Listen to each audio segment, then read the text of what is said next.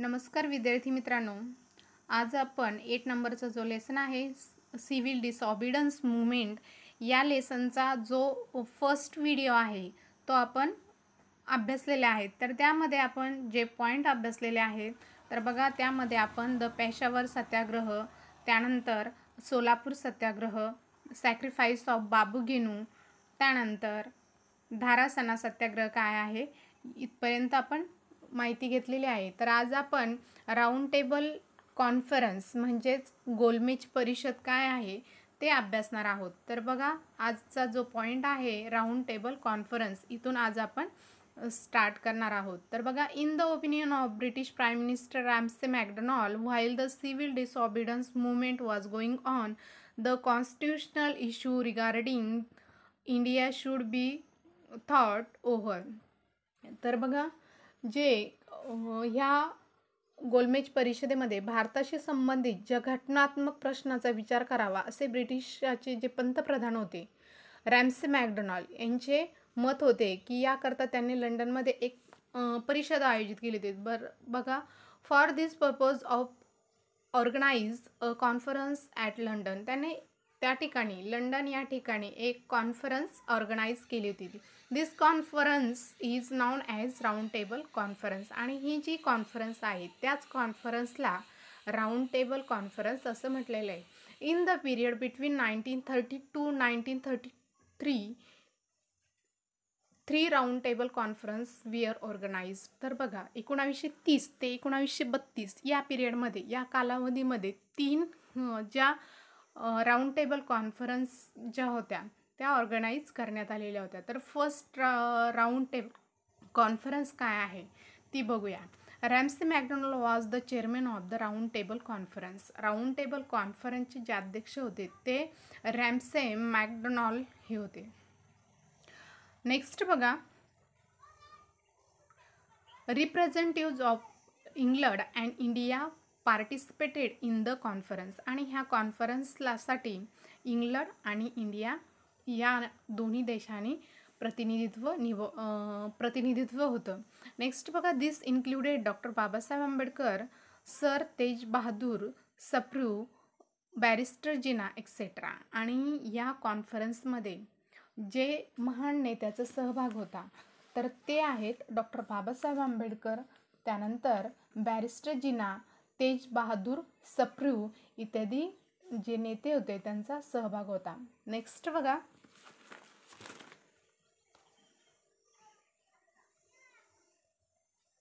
In the conference there were discussions on the various topics such as responsible government at central level. तर बघा, या कॉन्फरन्समध्ये वेगवेगळ्या विषयावर चर्चा करण्यात आली. तर वेगवेगळे विषय कोणते होते तर बघा, केंद्रीय जो स्तर आहे त्या ठिकाणी जबाबदार शासन पद्धती, त्यानंतर नेक्स्ट आहे establishment of federal state in India etcetera. आणि सेकंड टॉपिक पहिला काय, केंद्रीय स्तरावर जबाबदार शासन पद्धती असावी, त्यानंतर भारतात संघ राज्याची स्थापना, अशा विविध विषयावर या परिषदेमध्ये चर्चा करण्यात आलेली आहे. नेक्स्ट बघा, representatives of different political parties in India and rulers of princely state participated in the conference. तर बघा, या कॉन्फरन्ससाठी वेगवेगळे लोकांनी प्रतिनिधित्व निभावलेलं आहे. तर त्यामध्ये वेगवेगळे जे विविध राष्ट्रीय पक्ष होते, त्यानंतर जे संस्थानिकाचे प्रतिनिधित्व उपस्थित होते त्या ठिकाणी. त्यानंतर नेक्स्ट बघा, however the Indian National Congress did not participated in it. आणि फर्स्ट जी राऊंड टेबल कॉन्फरन्स होती त्या कॉन्फरन्समध्ये राष्ट्रीय सभेचा सहभाग नव्हता, राष्ट्रीय सभेने यामध्ये भाग घेतलेला नव्हता. तर बघा, the Indian National Congress did not participate in it. आणि ह्या फर्स्ट राऊंड टेबल कॉन्फरन्समध्ये राष्ट्रीय सभेने सहभाग घेतलेला नव्हता. The Indian National Congress was a body that represented the country within its participation in deliberations in the round table conference were indeed meaningless. तर जी पहिली राऊंड टेबल कॉन्फरन्स आहे ती मिनिंगलेस झालेली, निष्फळ ठरलेली, कारण त्या पहिल्या गोलमेज परिषदेमध्ये फर्स्ट राऊंड टेबल कॉन्फरन्स यामध्ये जी राष्ट्रीय सभा आहे तिने सहभाग घेतलेला नव्हता. इंडियन नॅशनल काँग्रेस हिने सहभाग घेतलेला नव्हता, त्यामुळे जी फर्स्ट राऊंड टेबल कॉन्फरन्स आहे ती मिनिंगलेस झालेली आहे. Gandhi Irwin pact. आता गांधी आयर्विन पॅक्ट काय आहे? पॅक्ट म्हणजे करार. तर गांधी आयर्विन करार. The British Prime Minister expressed his hope of participation of Indian National Congress in the second round table conference. तर बघा, जे ब्रिटिश पंतप्रधान जे होते त्यांना अशी आशा होती की Indian National Congress second round table कॉन्फरन्समध्ये पार्टिसिपेशन करेल. In the view of the applied made by the Prime Minister, the Viceroy released Mahatma Gandhi and other leaders from prison. आणि प्रिझनमधून म्हणजे तुरुंगातून महात्मा गांधी आणि दुसरे जे लीडर्स होते त्यांना मुक्त करण्यात आलेलं आहे. Thus the conductive atmosphere was created from the Congress to discuss the issue freely. आणि त्या ठिकाणी असं प्रकारचं वातावरण तयार करण्यात आलं होतं. त्या ठिकाणी कोणताही जो विषय आहे, टॉपिक आहे, तो फ्री त्या ठिकाणी मांडता येईल, अशा प्रकारचं वातावरण त्या ठिकाणी क्रिएट करण्यात आलेलं होतं. नेक्स्ट बघा, a pact was signed between Mahatma Gandhi and viceroy Irwin which is known as Gandhi Irwin pact. तर बघा, जो करार होता गांधी आयर्विन करार, जो करार होता या करारावर महात्मा गांधी आणि व्हाईसरॉय आयर्विन यांच्यात जो समझौता झाला यालाच गांधी आयर्विन करार असे म्हणतात. या करारानुसार काय झालेले बघूया. According to this pact the British government assured that the system of responsible government would be added in a proposed constitution of India. Consequently, Indian National Congress withdrew the civil disobedience movement and agreed to attend the round table conference. तर जी round table conference आहे ती round table कॉन्फरन्समध्ये जे Gandhi Irwin करार जो आहे त्या Gandhi Irwin करार हा महात्मा गांधी आणि व्हाईसरॉय यांच्यामध्ये जो समझौता झालेला आहे त्यालाच गांधी आयर्विन करार असे म्हणतात. तर बघा, त्यामध्ये जे राष्ट्रीय सभेचे जे सविनय कायदेभंग जो आहे म्हणजे सिव्हिल डिसऑबिडन्स मुवमेंट आणि दुसरी गोलमेज परिषद यांच्यात जी चर्चेत जे सहभागी होण्याची तयारी दाखवलेली होती. नेक्स्ट बघा, next second round table conference. आता सेकंड राऊंड टेबल कॉन्फरन्स काय आहे? दुसरी गोलमेज परिषद. तर बघा, दुसरी गोलमेज परिषद ही 1931 in the second round table conference was organised. तर बघा, 1931मध्ये जी सेकंड राऊंड टेबल कॉन्फरन्स होती ती ऑर्गनाईज करण्यात आलेली होती. Mahatma Gandhi attend the conference as representative of the Indian National Congress. तर बघा, महात्मा गांधी हे राष्ट्रीय सभा जी आहे तिच्या साईडनी रिप्रेझेंट करणार होते, प्रतिनिधित्व म्हणून उपस्थित राहिले, म्हणजे महात्मा गांधी हे राष्ट्रीय सभेचे प्रतिनिधित्व करणार होते. नेक्स्ट बघा, along with the Indian National Congress, representative of various caste and communities, political parties as well as princely state were invited. The government put forth the issue of minorities in the round table conference. There were a difference regarding this issue and also regarding the nature of the prospective federal constitutions. तर बघा,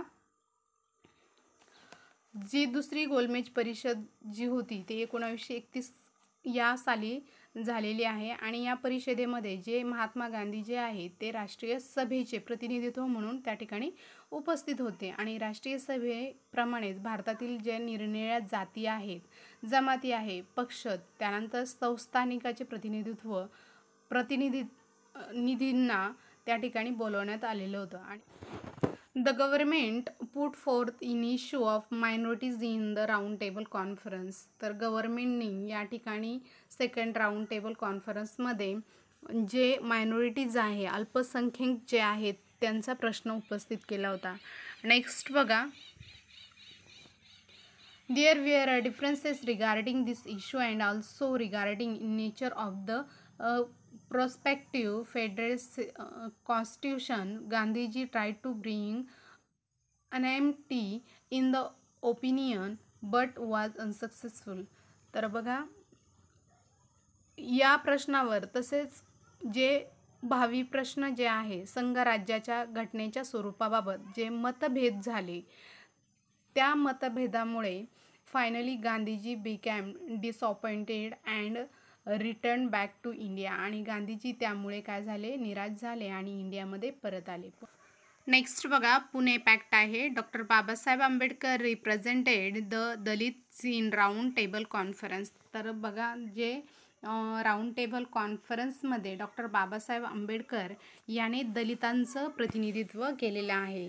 next बघा, he demanded separate electorates for the Dalits. आणि त्याने दलितांसाठी separate मतदारसंघाची मागणी केलेली आहे. After the second round table conference the British prime minister Ramsay MacDonald declare communal award. According to it, Dalits were given separate electorates. Gandhiji went on fast into death at Yeroda jails, protesting against the granting of separate electorates on the basis of caste. तर बघा, doctor Babasaheb आंबेडकरांनी दलितांसाठी separate मतदारसंघाची मागणी केली होती आणि ती जे ब्रिटिश प्राईम मिनिस्टर आहे त्यांनी ती मान्य केलेली आहे. जातीय निवाडा मान्य केलेला आहे. ही गोष्ट महात्मा गांधी यांना मान्य नव्हती, म्हणून त्याने येरोडा जेलमध्ये जे आमरण उपोषण स्टार्ट केलेलं आहे. नेक्स्ट बघा, the leaders of Indian National Congress requested doctor Babasaheb Ambedkar to reconsider this demand for separate इलेक्टेड्स.